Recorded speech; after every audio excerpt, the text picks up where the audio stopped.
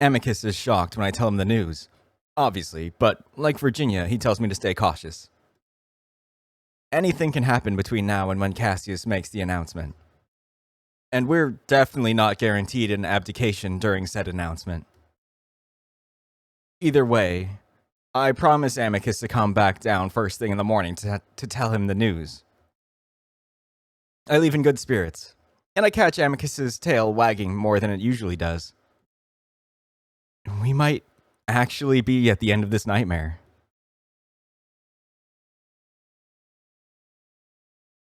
Marco. Marco. Huh? I stare at the ceiling, wondering for a moment where I am. Marco, your presence is requested at breakfast. What? I try to focus, the memories of last night slowly coming back to me. I'd returned to Virginia and Neferu having a drink to celebrate our tentative victory. I joined them, and maybe I had too much. It's a bit blurry, but the splitting headache is evidence enough. Then I remember that calm woke me up. Wait, breakfast? Yes. Your presence is requested immediately. I hadn't had breakfast with the family since Amicus was imprisoned. Why would they request me now? That gets me nervous, knowing what's about to happen today. I look over to once again see Neferu sleeping in his bed, his fur uncharacteristically mussed up, just like yesterday morning. Quickly, I jump out of bed, throwing on my robes and trying to straighten out my hair as I hurry out and towards the dining room. I wonder if maybe Amicus is already out of the dungeons. Maybe he's the one requesting my presence. But as I reach the door, I realize that's not the case. Virginia, Cassius, and Kato sit on the beds while Alex kneels in front of Cassius. As I walk in, I can immediately tell that something's off. The air is tense. I come to a gradual stop, unsure of what to do as the rest of them glance up at me. Ah, is that Marco? How nice of you to join us. Would you care to serve us our food and drink, please? Something is very wrong here. Did Cassius tell Kato about what happened? There's not much else I can do except walk over to kneel beside Alex, reaching out to begin serving the wolves. It's completely silent as all of them just watch me fumbling around with the food. Finally, Virginia breaks the silence. Kato, is there a reason you called us all to breakfast? Kato turns his head in Virginia's direction. Can't I enjoy a meal with the royal siblings? I simply wanted to discuss my trip with you. Oh, I see. It's just been so long since we've had a scheduled breakfast. It may be a good habit to get back into. Wouldn't you agree, Emperor Cassius? Oh, yes, definitely, Kato. How was your trip? Wonderful. I had the pleasure of visiting Adrote. Being the entertainment capital of Adastra, I had such a good time observing the plays, despite my inability to observe. Kato starts laughing loudly, and I can tell why everyone's on edge. This isn't like Kato at all. I set a plate out for Kato while Alex does the same for Cassius, and while he's working on Virginia's plate, Kato shifts. Marco, could you hand us all our goblets? I am absolutely parched. I had noticed that the goblets had already been sat out in front of each wolf, already filled with wine. Carefully, I hand Kato his goblet, then turn and reach for Cassius's. Fear not, for these are the offense that shall follow. I blink, and I notice Cassius staring at me, raising an eyebrow. I hold out the goblet, and my fingers twitch, but I keep a stubborn grip. I shake my head and push the goblet into his paw. I'm about to grab Virginia's, but Alex has already finished her plate and hands her her goblet as well. For a while, the wolves eat and drink in silence. At least, Virginia and Cassius do. I notice Kato not touching his food at all, simply watching the rest of us. Cassius lets out a loud cough. Alex sets a paw on his leg in concern. Sorry, something in my throat. He takes another drink of his wine. Keep your mind and heart open, great ape. You shall receive guidance. My vision flashes and the tension somehow builds. And I know now that something terrible is about to happen. So, Cassius, I hear you have an announcement to make this morning. The entire room freezes as the wolves stop eating and Alex stops serving. I sit there on my knees, trying to keep my breathing even, trying to deal with feeling like I have voices in my head and with Kato apparently discovering our plan at the same time. Cassius finally speaks. Or tries to. He coughs again, harder this time. I notice him starting to shake, and Alex again puts a paw on his leg. Cassius, what's wrong? Yes. What's wrong, Cassius? Don't you have a speech to give this morning? You might have to postpone it if you have a cough. Cassius suddenly sits up, trembling. He stares at Kato, wide-eyed, disbelieving, one paw moving to his throat. Cassius! He turns to Alex, reaching a paw to him, which the cat catches. I can't breathe. Cassius wheezes, looking down into his goblet, then he suddenly spasms, curling over his stomach before another violent spasm takes him, and he arches out onto the bed, screaming. It's a hideous sound, full of agony. It's so sudden, I'm left to just stare in shock, still on my knees. Virginia stands up, moving around her bed to get closer to Cassius. Meanwhile, Alex screams as well, staring in horror at Cassius. Cass! Cass, what is it? What's happened? Cassius just writhes under him, even as Alex tries to hold him down. I notice his mouth foaming, red from the wine, the goblet still held in his paw before he drops it, spilling it to the bed and the floor. Cass! Alex's voice is filled with despair, probably realizing at the same time I do that Cassius has been poisoned, that he might be dying. Oh, dear. Are you cramping, Cassius? Perhaps you ate too fast. The hair rises on the back of my neck as I sense Kato sitting behind me. He'd found out about our plan. He'd put a stop to it, just like that. Kato! This was too far! Was it the wine? I almost don't register what Alex just said, but that's when I feel Kato get up behind me. In a few steps, he's standing over Alex and Cassius before he swings a paw hard into Alex's face. It sends the small cat flying so far that he's thrown up against the wall. He crumples there, unmoving. Virginia ducks when this happens, but bravely moves forward, grabbing Cassius and turning him over onto his stomach. For a moment, I think Kato is going to do the same to her, but he seems to get himself under control. Was it the wine, then? Well, who served it?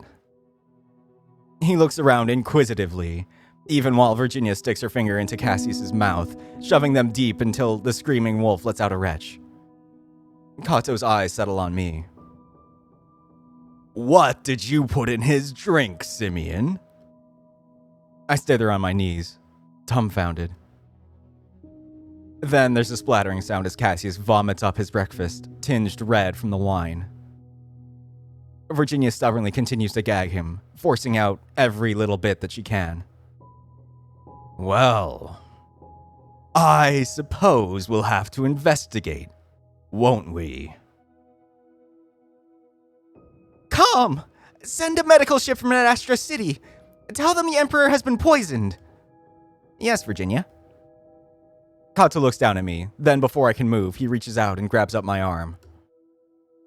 I've felt the power of a wolf before, main one being Amicus, of course. But this is different. It's like he's made of stone.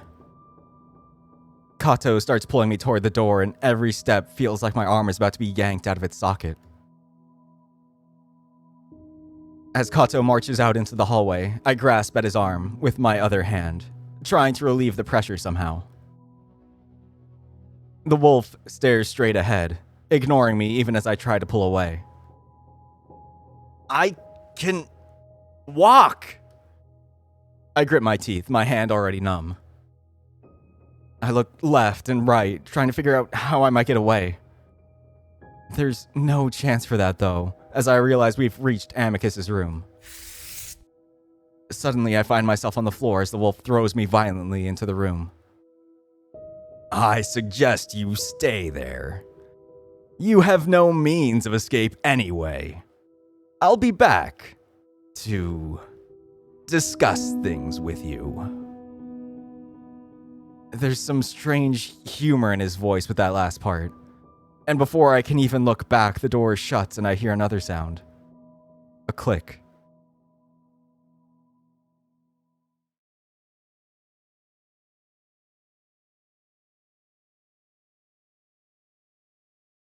I sit in Amicus's room in stunned silence for a long, long time. I still haven't been able to comprehend this series of events that had just unfolded. All I can piece together was that Alex, for whatever reason, had tipped Kato off as to what we were planning. I suppose the cat hadn't expected Kato to use such drastic measures, judging by his reaction. But he'd wanted to put a stop to our plans just the same. I don't bother with myself with trying to figure out Alex's motives anymore, though. Instead, I'm left to sit here and wonder if there's anything I can possibly do to get out of this. I soon find out that the clicking sound was the door locking. I suppose that means Kato is the acting emperor again, with Cassius either incapacitated or even dead. I ask Calm about Cassius's health, but he only tells me that that information is not available to him.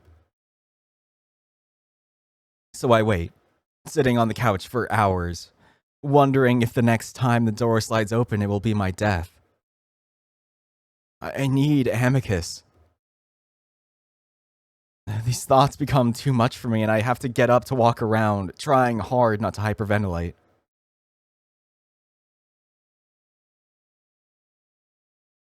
Maybe Nefero will be able to do something. He must have heard about what happened by now. Unless Kato did something to him as well. With a deep breath, I push past the curtain and out onto the balcony.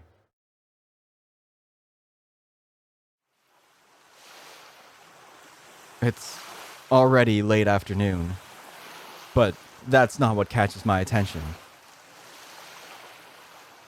Instead, it's the smoke rising over the city, the sun shining behind it, all to give it a strange red glow.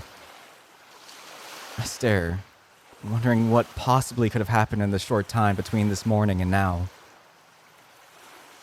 Calm? Yes, Marco? Why is there smoke over at Adastra City? There's a pause. Here's what I found. At approximately the 11th hour, Cato proclaimed himself Emperor of Adastra shortly after Emperor Cassius was poisoned by a child pet. Cato then dissolved the triumvirates and assumed absolute control of the empire. There are destructive riots in all 7 major cities. Is Cassius alive? That information is not available to me, Marco. I sigh and stare down at the water, feeling sick. I wonder how much of this is my fault. At least a little bit, if not all of it, for just being here in the first place. And now that Kato is framing me, I'm gonna die. My vision blurs with tears before one drops down into the sloshing lake below me. And then I remember. I deleted my profile from the comms database. I try to remember what I was told about how exactly it works. Something to do with the AI security system. While he might be able to deduce what room I'm in based on my voice, he should be blind to my exact location. That would mean leaving the boundaries of the palace shouldn't alert anything. Maybe if I experimentally stick an arm over the railing, then a leg. And before I know it, I'm on the other side of the balcony, the lake sloshing below me. I think about what I can do. I could swim for the shore, make a run for Adastra City, and maybe find someone to help me.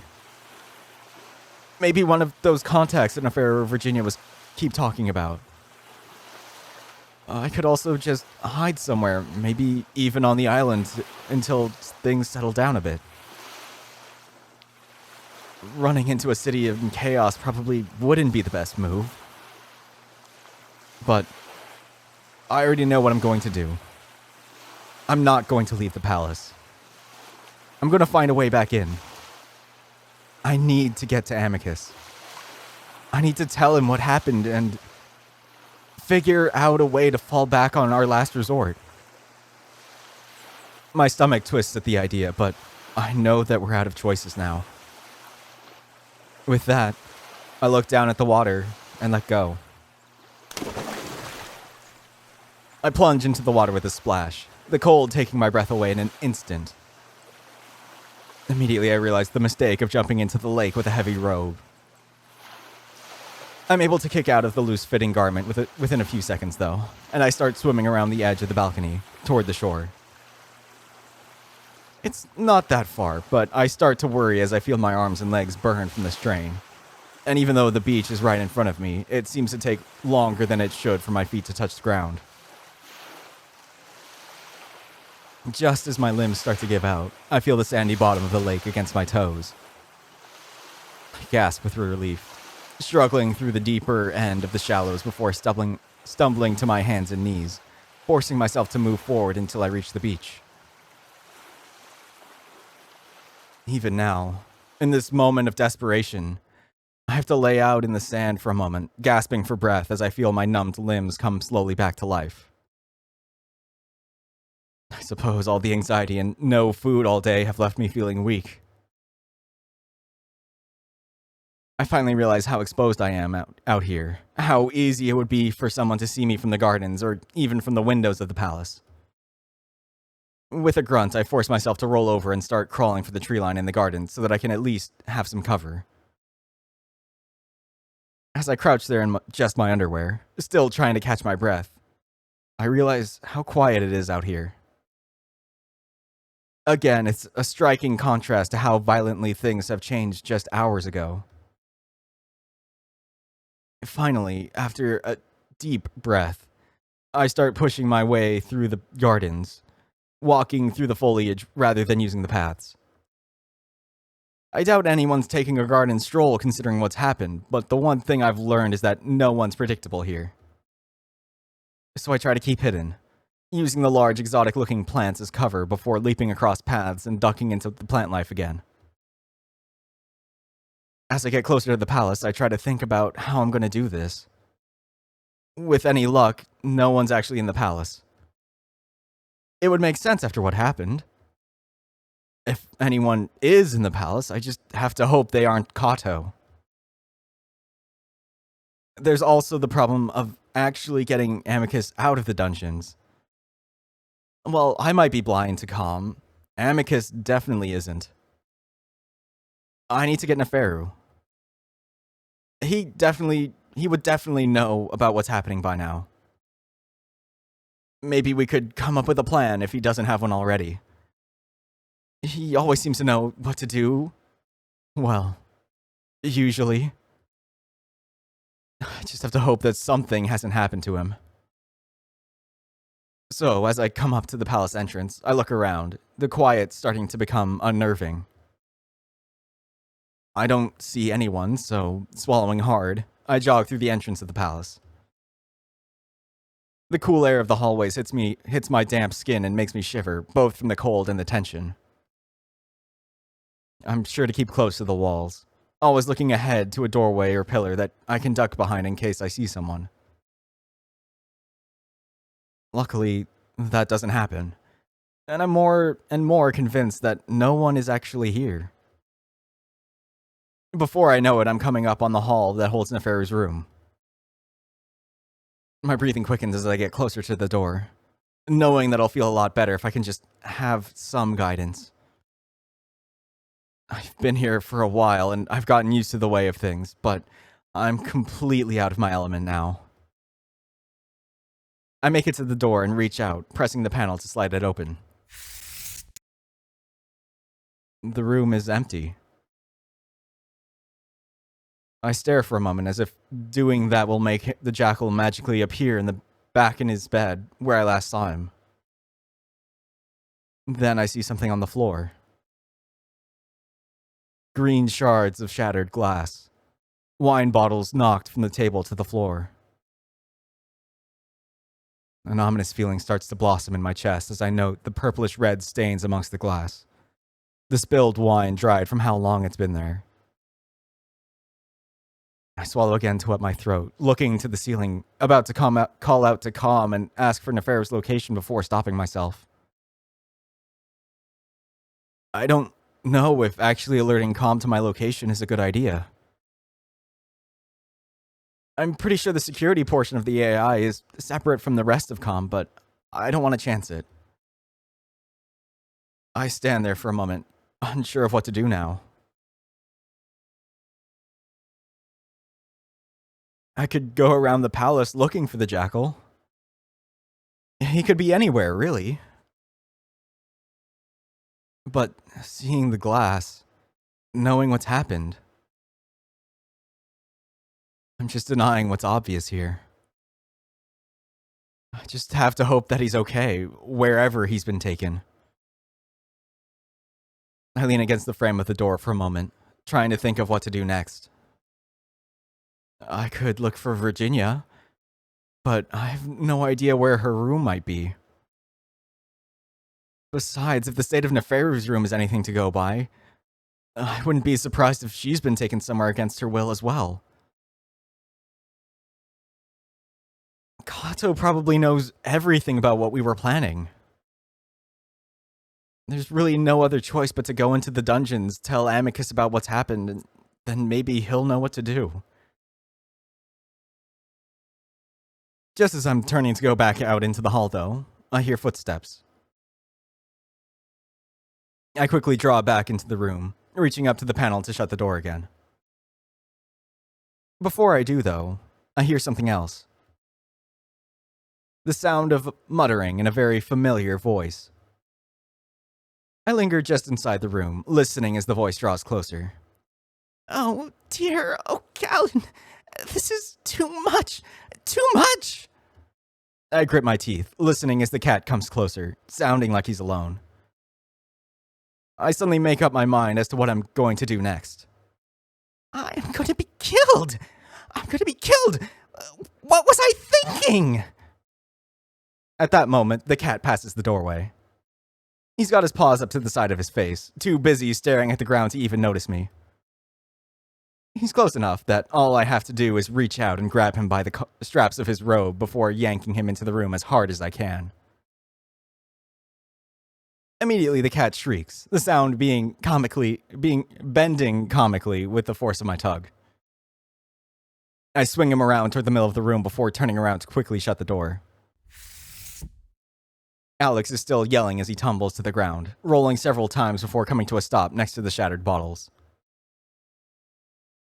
He curls up there, covering his face as he cowers on the ground. Wait! I'm sorry for whatever it is that I did. The cat continues to grovel before finally peeking through his paws to look up at me. He goes quiet, though he remains fetal, as if deciding if he should still be scared or not. Suddenly, he seems to make up his mind and quickly stands, brushing off imaginary dust as he fixes his face into one of bland disinterest. Oh, Marco. I thought you might be someone else. My apologies. I glare. What reason did you have for grabbing me so roughly? No. No more bullshitting from you. What the hell is going on? The cat finally stops fidgeting and faces me, though he doesn't make eye contact, staring at the door behind me instead. Well, I'm sure you already know that, don't you? I'm surprised Kato let you out, to be honest. Something about Alex's demeanor, not only the way he's acting now, but the way he's been acting for the past month, gets to me at that moment. I step forward suddenly, and though I want to hit him, I settle with just giving him a hard shove in the chest that sends him stumbling back with a noisy slapping of his sandals on the stone floor. What the fuck, Alex? He windmills his arms, trying to catch his balance, and when he finally does, he brings his paws up to his chest, his ears pinned back and claws unsheathed. I don't know if Alex is any good at fighting, but I'd rather not get raked by those things, so I hold off on giving him another shove. Besides, he's looking scared again, staring at me wide-eyed. Don't touch me! I grip my teeth, forcing myself not to do it again. Then tell me what it is you're doing. Why did you do this? What? This time I step forward and raise my fist threateningly, and immediately the cat covers his face, cowering. I realize then that Alex probably doesn't have any fighting skills at all. That he might actually be a coward rather than just pretending to be one. This realization cools my desire to really hurt the cat. Instead, I just wait again until Alex lowers his paw, looking at me with fear. I guess that's a good thing. Amicus had told me in the past that the few sapient primates in the Galaxias are really only known for a few things. One being that they can't swim, and the other being their incredible strength. I suppose it's a good reputation to have, even if it's not true for humans, but Alex wouldn't know that. I take another threatening step forward. Tell me! All right! I'm surprised by the cat's sudden exclamation, his eyes screwed shut as he raises his paws to his head fur, tugging at it in distress. I'll tell you whatever you want. Whatever it is you want, if you just leave me alone. I'm tired of this goddamn palace and psychopathic wolves and half-developed children. I ignore that jab at me, staring at the cat, waiting. I'll probably be deported soon anyway. If not executed. The cat's voice catches in his throat, and he raises a paw to his mouth, seemingly about to cry again. He really is scared, and that gives me an idea. Listen. I'm trying to help Amicus to his rightful place on the throne. Maybe if you help me out, and Amicus does become emperor, I can work something out for you. You know how close the two of us are. I wait as he tries to gather himself, clasping his paws together before simply looking at the ground. He doesn't say anything though, so I sigh. Why did you tell Kato about our plan? Alex echoes my sigh, looking away off to the side. There's a lot of Galaxia's politics that you wouldn't understand, Marco. Well, simplify it for me then. I might be half developed, but I think I'm starting to get the hang of how things work around here. And if I tell you, you'll help me leave this cursed moon? I grit my teeth. Yes. Alex side-eyes me before shaking his head. I became a pet for a single reason. Not for ambassadorial or Adastra Morpho relations. Not even to gather intelligence. I mean, originally that was my purpose, but I became closer to Cassius over the course of several official meetings and dinners. My department took notice and altered my assignment. The cat goes quiet again. All right. Then what are you here for now? Alex takes a deep breath and looks at me in the eye. Chaos. I wait, but that's all the cat says. I frown at him. You're here to create chaos? Alex's voice suddenly becomes monotonous. An unstable government creates an unstable society. Progress is stalled and outward endeavors turn inward. The society worries less about what is happening outside their borders while becoming more and more concerned with their own issues. It's like he's reciting something that he's heard many times before. Thinking about it, the explanation seems to have some reason to it. Alex's seemingly senseless decisions, shifting alliances, and general odd behavior could be explained by this. He's only here to make things more difficult for the wolves to integrate back into the Galaxius. To prevent them from progressing out of the technological and economic slump they're currently in. He's not just against me, Amicus, Cassius, or even Kato, but rather all of us at once. I think about the billowing smoke over at Adastra City. What's probably happening to dozens of citizens right now. And I suddenly feel an overwhelming feeling of disgust for the cat in front of me. A lot of things have happened on this moon that bothered me, but this particular act of sabotage is probably the worst. Just something about how careless it is. Not knowing what will even happen, just that it will hurt the Empire, the people. Alex sees the look on my face and quickly takes a step back, looking away. I understand that it may seem harsh, but it is my duty to Amorpha and the Galaxius as a whole to keep us safe from Adastra. If you knew the history... I assume you started the rumors about the triumvirates, then pinned it on me? I may have started the rumors, but I never implicated you. But you knew that would happen. Alex opens his mouth, then shuts it, looking away again. And after I woke up in the gardens, told you about the doctor, you probably told Kato about our relationship then, too. Alex frowns deeply, taking another step back, looking almost like a child that got caught doing something wrong. I feel my face grow hot, not really confident anymore that I'll be able to hold myself back from caving the cat's face in. Maybe later. But this isn't important right now, even if this creature in front of me is responsible for half my troubles. If not all of them. Where is Neferu, or Virginia? Alex looks surprised for a moment at the sudden shift in conversation. Well, Virginia's to be married to Kato later today.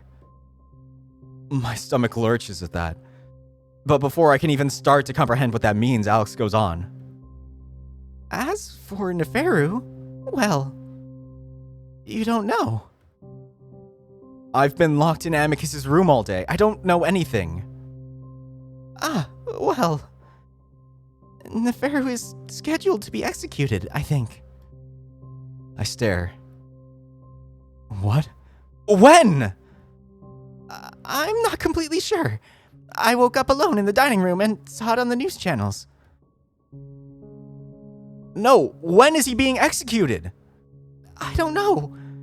It was going to be sometime today. But it hasn't happened yet, right? I don't... Calm! I cut Alex off, not caring anymore about alerting Calm to my location. Yes, Marco? Has Neferu been executed? There's a pause. For a moment, all I can hear is my heartbeat hammering in my ears. And for a surreal moment, I feel like I'm gonna pass out and I have to square my stance to make sure I don't go falling over. The pause seems longer than normal, like Calm is having trouble finding the information that I asked for. Then here's what I found. The execution of Neferu, the Pharaoh's second son, is to take place in the Royal Amphitheater on the 14th hour for crimes of espionage and conspiracy to murder Emperor Cassius. The execution will be broadcast live on all public... How much time until the 14th hour? 14 minutes and 31 seconds. Shit! What the hell am I supposed to do? That's not enough time at all. Even if I can get to Amicus, I can't get him out in time before... The cat. I turn my eyes on Alex, and he immediately backs away, trembling. Can you get Amicus out of the dungeons?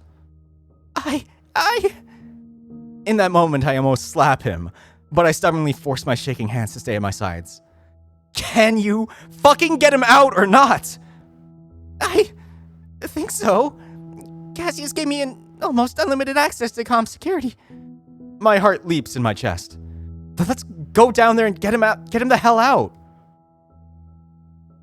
I turn to the door, but notice Alex still frozen in the same place.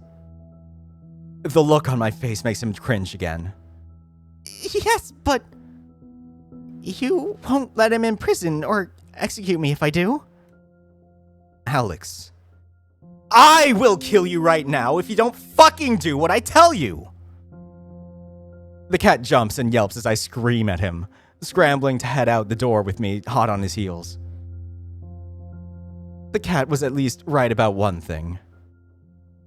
I would never be able to be a diplomat if that's what he really is. I follow as closely to the cat as possible, practically stepping on his heels. Alex is clearly aware of it as his ears twitch back and forth nervously, trying to inconspicuously glance back at me every now and then.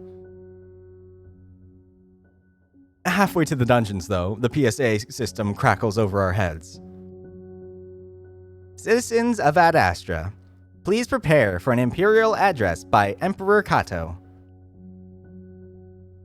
Alex looks back, but I force him to keep going with some prodding in his back, praying that maybe this won't have to do with the execution, or that Kato might be canceling it altogether. Of course, that's not the case. Citizens, it is a momentous day in the long history of our glorious moon. I shove at Alex's back again. Just run! Alex does as he's told, though it's still not as fast as I'd like to go. After 10,000 years, we are finally choosing our own path. We are taking control of our destiny. I'm beginning to realize that after waiting for so long, unsure of what my own destiny might be, it's going to be decided today, no matter what the outcome might be. And that begins with showing our fellow siblings that we will no longer tolerate their belittling, their false sense of superiority, their arrogance. Alex and I come up on the door that leads down to the dungeon, and the cat awkwardly starts climbing down the ladder, having a great deal of trouble with his robes. And we especially will not tolerate spies, which I have kneeling before me as I speak.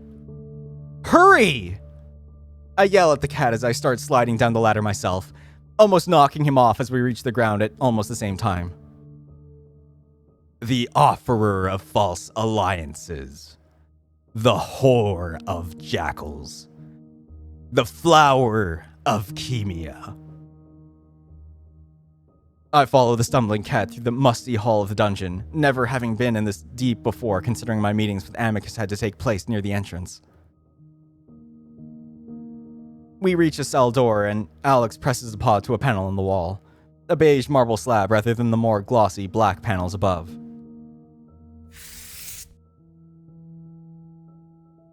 It opens to a small, cramped cell, a bed in one corner, a sink, toilet, and tiny shower in another, and what looks like a desk near the door.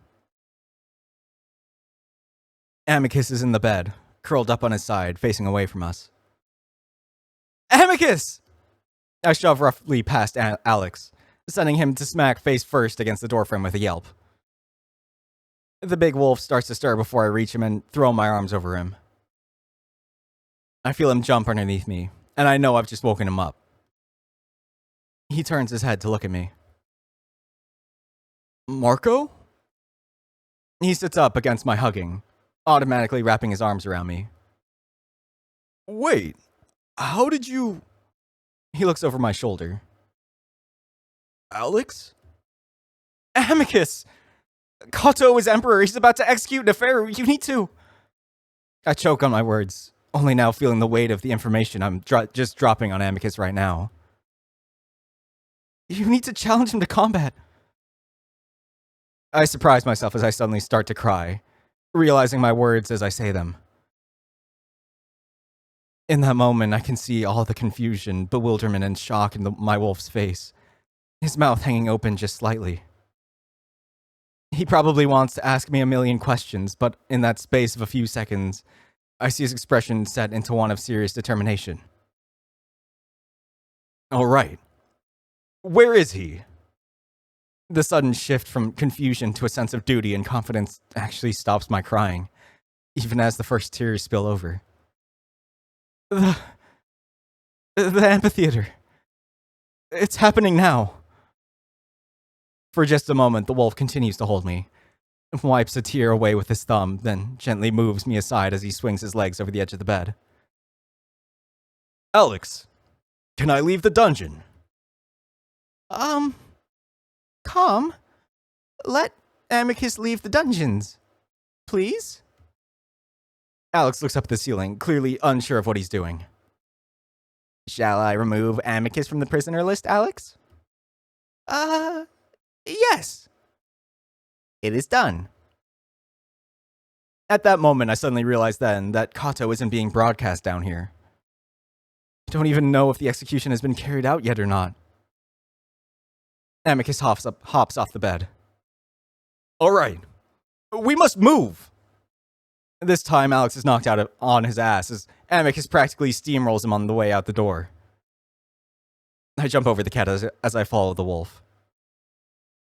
Though much bigger, Amicus is still just slightly faster than I am as I sprint after him, his thundering footfalls echoing through the halls. He yells back at me as I follow.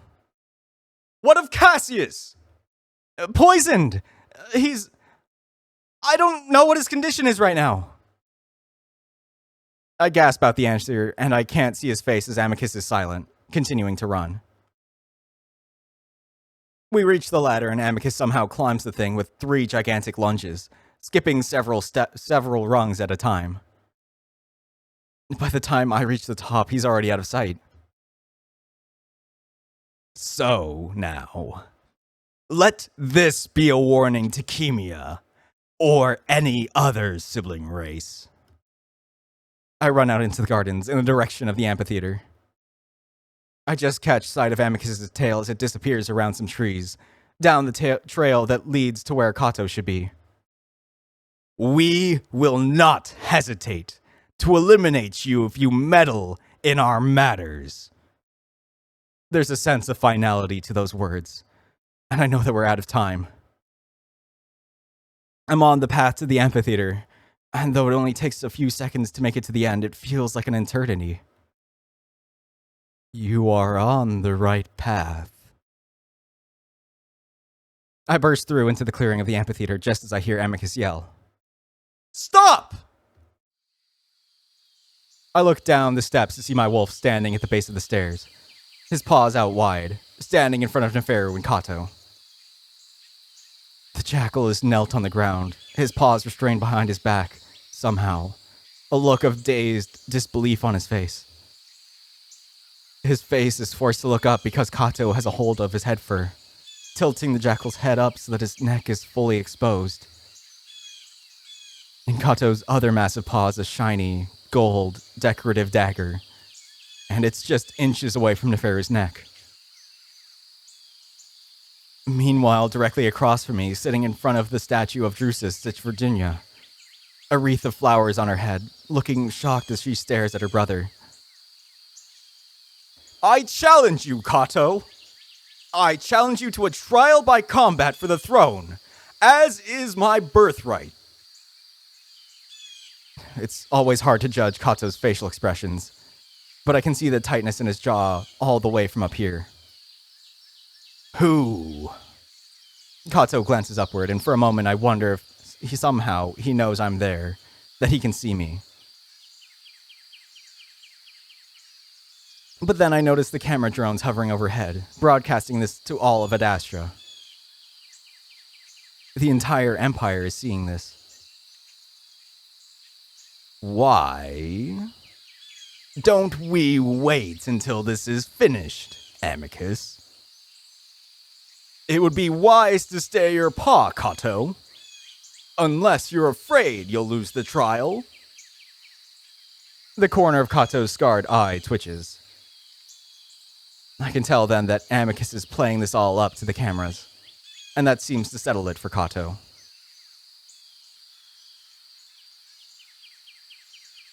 With a grunt, he pulls Neferu up to his feet by his head fur, making the jackal wince before shoving him toward the front seat where Neferu slumps down. Then the old wolf walks past Amicus, setting the dagger down on the long curved bench as well, across the aisle from Neferu. You know what, Amicus? I think you're right.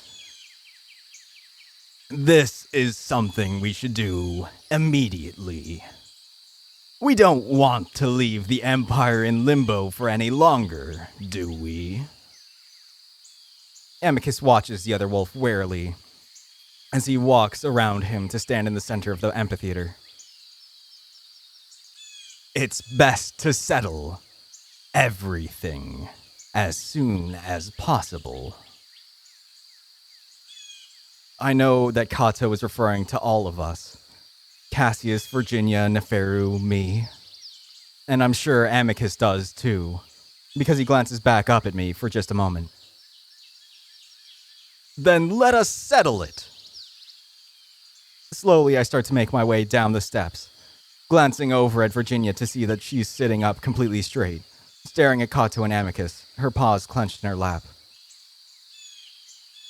I move toward Neferu, who's sitting on the front bench, hunched over a bit, and I can see metal glinting where his arms are held back.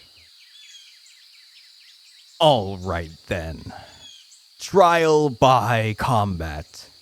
Simple Pugnu with no weapons.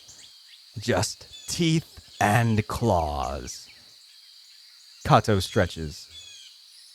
I'll give you the advantage of sight, Amicus.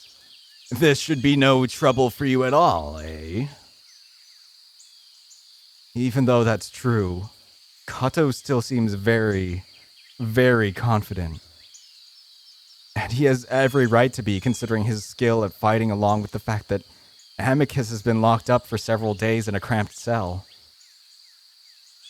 He probably only said that to increase the humiliation if Amicus loses. If he dies. It's then that I start to feel the dread and terror begin to poke through the numbed shock I've been feeling. But somehow Amicus looks completely calm, and I take some sort of comfort in that. Quietly, I sit down next to Neferu and he glances over at me. Oh, Marco, what brings you here? Though his words are casual, his usual smug demeanor is gone. Practically blanked out as he sits there, slightly hunched. Are you okay? I whisper to him, and Neferu takes that as his cue to do so as well. The jackal shrugs his shoulders. Not exactly, no. But I'm alive for the time being, so I suppose I can't ask for much more. I look back into the amphitheater, wishing that I were able to do something more. I try to catch Amicus's eye, but he keeps his focus on Kato, his own eyes narrowed. He looks confident, prepared, ready for whatever it is that Kato throws at him. But I'm not ready. I'm not ready at all. That brief interaction in the dungeon, those few seconds of holding on to one another, could be the last time we ever... I blink back tears again, knowing that won't do me any good right now. Are you ready, Amicus? Yes. Then let us begin. Immediately, the two wolves begin to circle each other, paws raised up to their chests, open and ready. The only difference from past Pugnu fights I've seen is that they're both baring their teeth. Amicus does it in a way that I've never seen before, not even when he was furious. It's vicious, feral, like I've seen wolves do in nature documentaries. Then they clash. It's so fast that I'm not able to tell who moved first. But one moment they're several feet apart and the next their paws are clasped together while their jaws snap in the air, both going for the other's throat. Glistening strands of saliva go flying as they both bite and block with their teeth, ears pinned back, making hoarse, angry barking and growling sounds. It's something I've never seen an Adastran wolf do, not even in their fake dramas. This feels raw and instinctual, like it's a part of them, something they try to conceal only to come up to the surface when they're trying to kill. I find myself hugging my chest, a feeling as if my heart might explode as I watch Amicus, trying to see if he's hurt, wincing every time I hear the solid thwack of teeth on teeth. It might have only lasted a few seconds, I can't tell. But finally Amicus pulls back and Kato suddenly lunges in for the other wolf's neck. Time seems to slow, and for a moment I start to think about what I'm gonna do if I lose him. But then Kato's open, fang-filled maw drops down, and so does the rest of him as Amicus sweeps his leg with a powerful kick. Kato goes down hard on his side right in front of me, wheezing before Amicus jumps on him, landing on the older wolf with his knees and a fist to the face. Kato doesn't even seem to notice that, though, as he immediately grabs onto Amicus, their paws scrabbling at each other as they both try to find a hold. They're at a stalemate for a while, each one failing to find a good grip as they both twist and turn over each other, making snarling sounds all the while. At some points I have trouble discerning the two, their legs and arms seeming to blend together as they grip around the other's body. I was never told much about combat to the death, even when I asked Neferu. All I know is that they tend to be very short, but it's already felt like an eternity. Suddenly, I'm able to tell them apart as Kato locks Amicus's right arm into a shoulder lock. While I've seen it done before, usually to get the other opponent to tap out, Kato immediately goes all the way and the quiet of the early evening is shattered with a massive pop and crunching sound. Amicus screams and I find myself standing without even realizing it. It takes everything I have not to jump in right now, even as Kato leans into the hold, causing Amicus to convulse from the pain.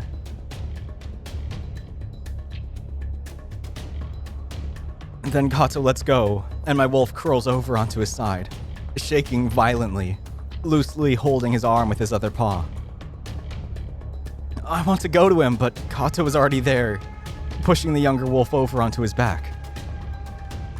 I should have done this a long time ago, pup. I knew this would happen. Amicus tries to fight back with his good arm, even his legs, trying to lock his ankles around Kato's neck, but the old wolf straddles Amicus's waist before slamming a fist hard into his nose. There's a softer crunching sound this time, and Amicus immediately goes limp, eyes vacant, paw falling to his side. I knew Kato was too skilled for Amicus, but for some reason I thought, these are the events that shall happen. You are on the right path. But am I? Marco. Nefero whispers hurriedly at me. Kato hits Amicus again, even though the other wolf has stopped moving, and Amicus jerks under the weight of the slightly larger wolf. Marco, you must run. Kato likely does not know you're here. Amicus's eyes are half closed, unaware for his last moments as Kato pushes his rear down the other wolf's thighs, giving himself room to reach Amicus's neck. Run to the city, to the woods, anywhere. I shake my head silently. Was this really meant to happen? Why was I put on this path if it ended in my wolf's death? Why aren't the parents helping me?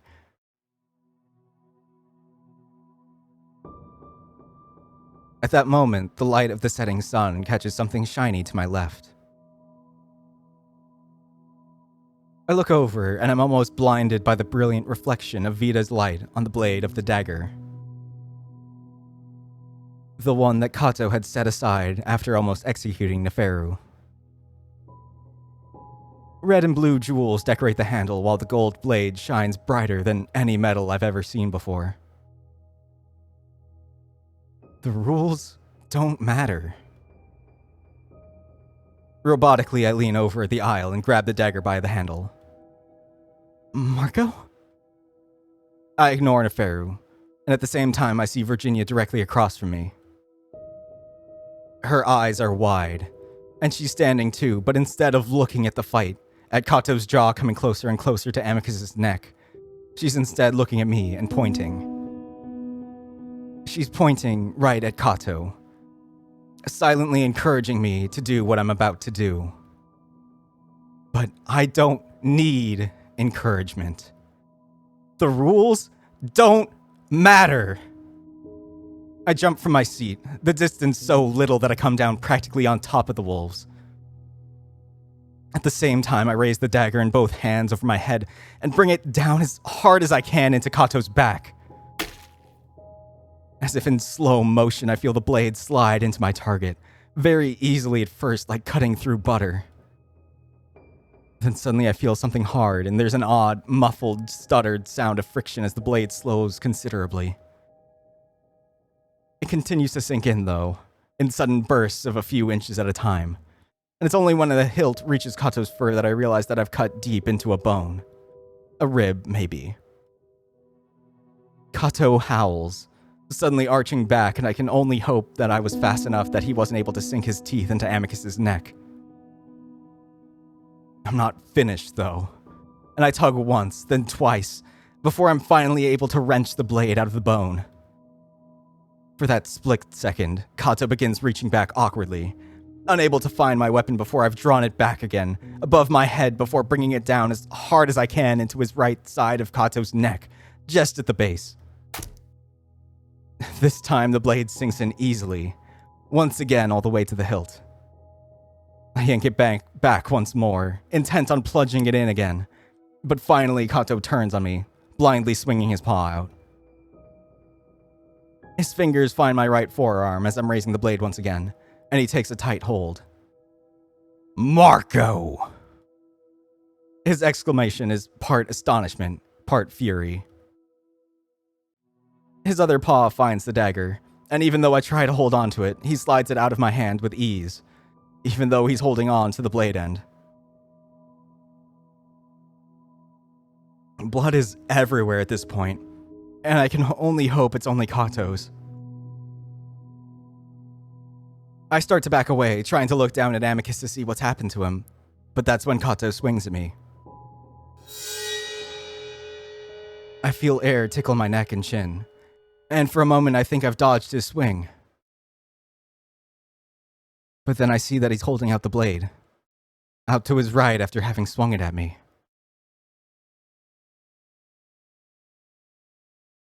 Something's wrong.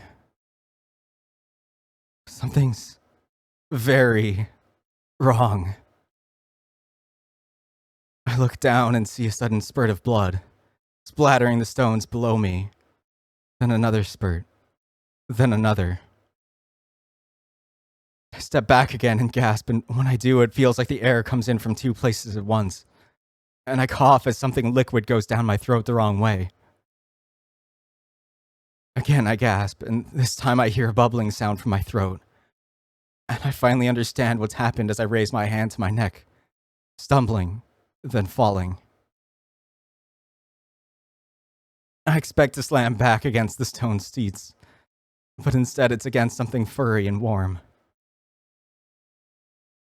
I look up and see Neferu sitting over me as he'd moved to catch me with his lap.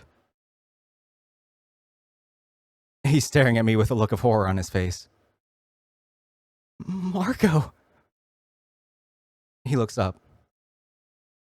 Amicus! Amicus! Wake up and help him!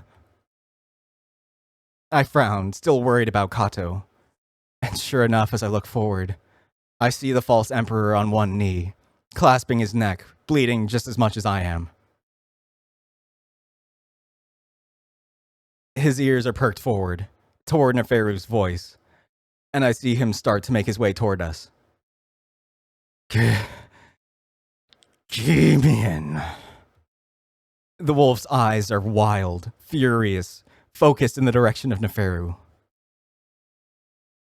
He seems to have already forgotten me, even as he seems to realize that he's dying.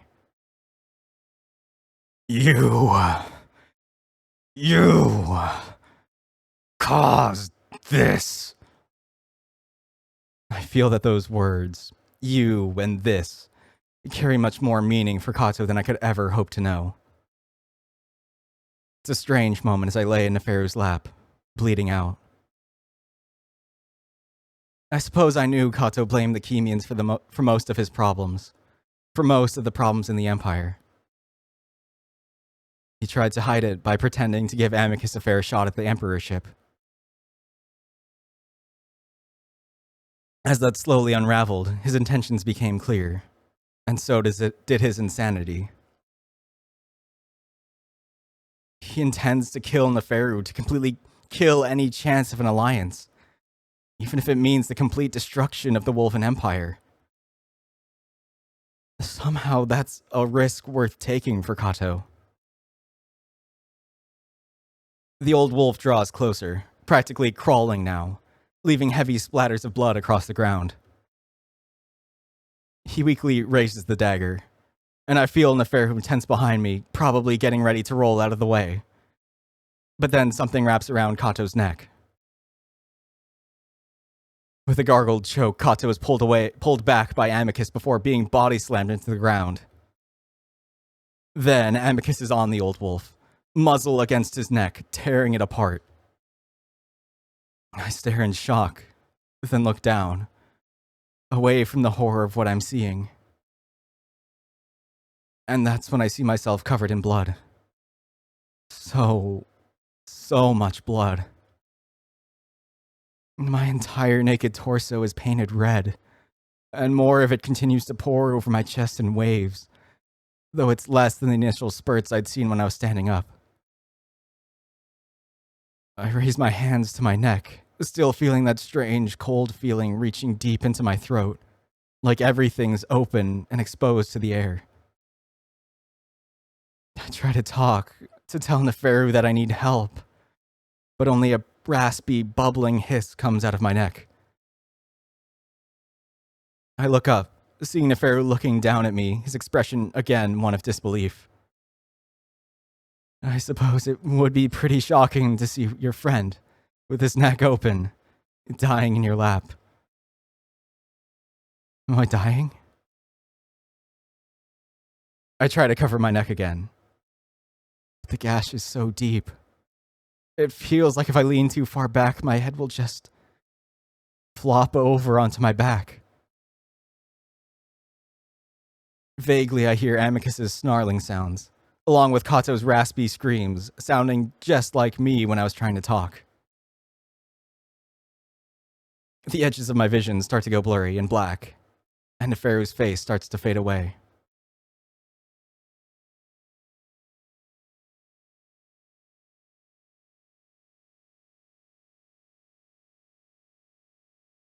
Then, suddenly there's a big shift, and I wake back up.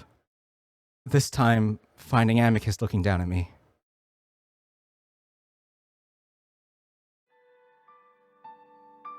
An overwhelming sense of relief comes over me. I do get to see my wolf after all. I smile up at him, even as he stares at me with a look of complete and utter devastation.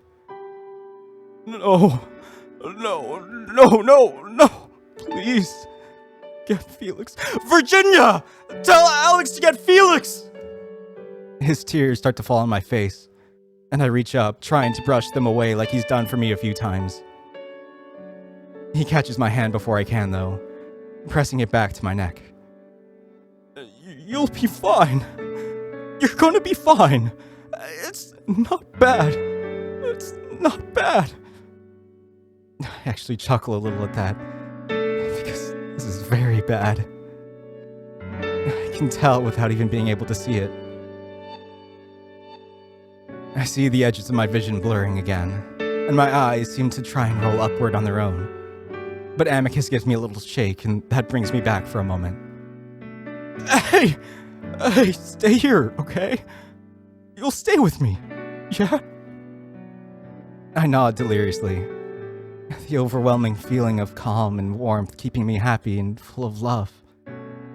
Even though I know what's happening, it's about to happen to me. I'm here.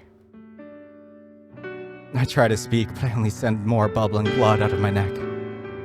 No! You don't need to talk. I have you. How unfair. My last moments, and I can't even tell my wolf that I love him. I reach up with my free hand, setting it gently against Amicus's face. I caress his cheek softly, knowingly. And though he holds it against his face with his own free paw, he shakes his head at me. Stop that. You're going to be fine. Felix will heal you. We'll rest in my room. I'll take you to the island. I'll take you to the city. We'll be happy. We'll grow old. Together. The tears start spilling over again, and I just try to keep the smile on my face, to show Amicus that I'm okay, that I'm happy, that this is all okay. And though his grief is hard to look at, there's nothing I'd rather be seeing at the end. My wolf's face, framed by the pinkish reds of the sunset. And then, as my eyes start rolling back again, I can't stop them, no matter how hard Amicus shakes me. Orko! No, please! Don't leave me here! Please come back to me! You can't leave me alone to be like this! I'm here. No! Speak to me! I'm staying with you.